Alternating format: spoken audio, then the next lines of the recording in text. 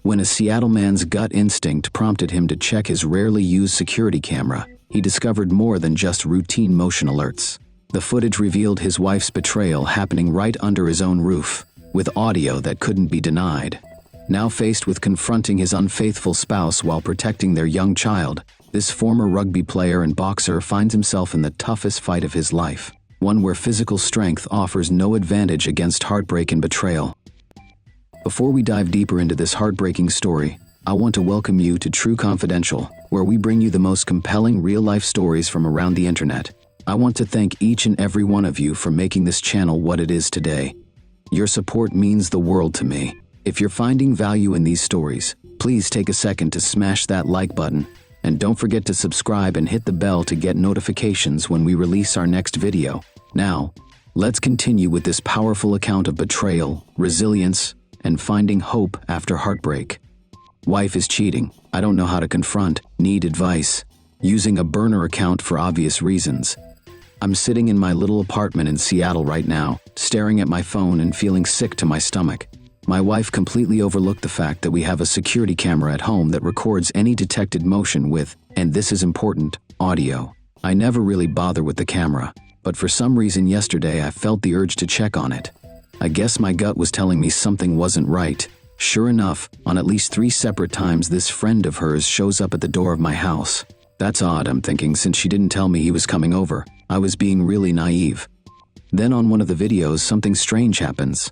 While there's no movement, the camera recorded about a minute of audio. What I'm hearing is clearly 2 people doing something nasty, and this audio's timing is right between his arrival and leaving my house. So there's the proof I wasn't actually looking for. I hoped that it was already over. But last Friday, while I was at the office, my neighbors were on holiday and my kid was in school. I caught them again on the camera. Listened for a while until I couldn't take it anymore. Now I'm struggling with how to confront her and when. Obviously, I want to keep my 8-year-old out of it all. I'm also the type that typically avoids confrontations, but I need to do this. My mental and physical health are suffering. I can't sleep, can't eat, can't focus at work.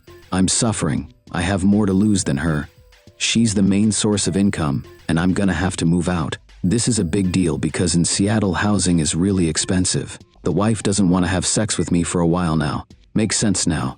Just a side note on how brave the AP must be. I'm a former rugby player. After I quit, started boxing 10+ years now. I'm also much taller. Must be love, right? Any advice would be welcome. Edit 1. So about checking her phone. She cheated on me 10 years ago. Checked her phone then and found stuff. That shit is still living rent-free in my brain.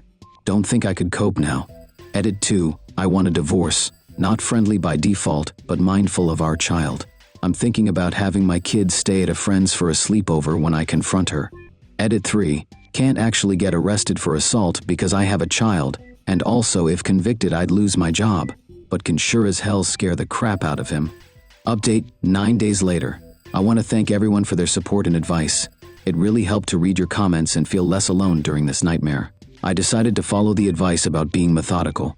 I spent a week getting my affairs in order, found a small place to stay temporarily, talked to a friend who went through something similar, and arranged for my son to stay with my parents on the day I planned to confront her. The confrontation went both better and worse than expected. I didn't tell her how I knew, just said I had proof she was cheating with her friend. She denied it at first, of course, but when I mentioned specific dates, she broke down.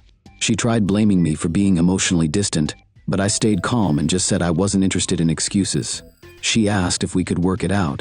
I told her this wasn't our first rodeo. She cheated 10 years ago too. I said I deserve better than someone who would betray me twice, especially in our own home where our child lives. I'm staying at my new place now. We agreed to tell our son together that we're separating because we've grown apart. He was upset, but I'm making sure to see him every day. My wife is begging for another chance, saying it was just physical and meant nothing, as if that makes it better. Her friend apparently disappeared completely when she told him we were getting divorced.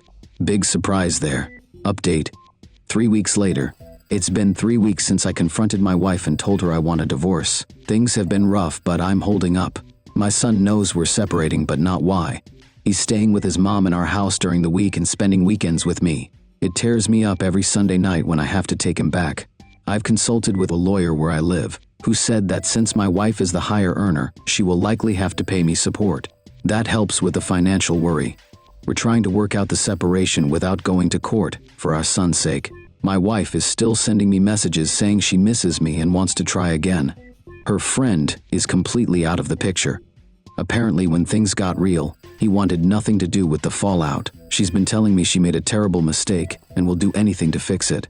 I'm staying firm on moving forward with divorce. The trust is completely shattered, and finding out this was happening in our home while our son could have walked in any time. I just can't get past that. My boxing coach has been a huge help. Having somewhere to go and process this physically has been my lifeline, one day at a time. Update, 4 months later, 4 months in, and things are starting to stabilize. The divorce is moving forward, though slower than I'd like. I moved into a permanent apartment. It's small, but it's mine, and I've made a space for my son who stays with me 3 days a week now. He seems to be adjusting, though he still asks sometimes if Mom and I will get back together.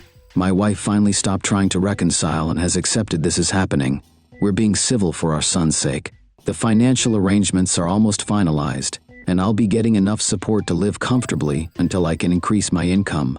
The hardest part has been the loneliness. After 12 years together, suddenly being on my own has been a bigger adjustment than I expected. I've started reconnecting with old friends though, which helps. The security camera is still up at the old house. My wife doesn't know I can still access it through my phone. I don't check it anymore. Some things are better left unknown. Thank you so much for listening to this story of betrayal and ultimate recovery. I hope it provided some insight or comfort if you're going through something similar. Remember that even in our darkest moments, there's always a path forward. I'd love to hear your thoughts in the comments. Have you ever discovered a betrayal through unexpected means? How did you handle it? Until next time, trust your instincts and know your worth.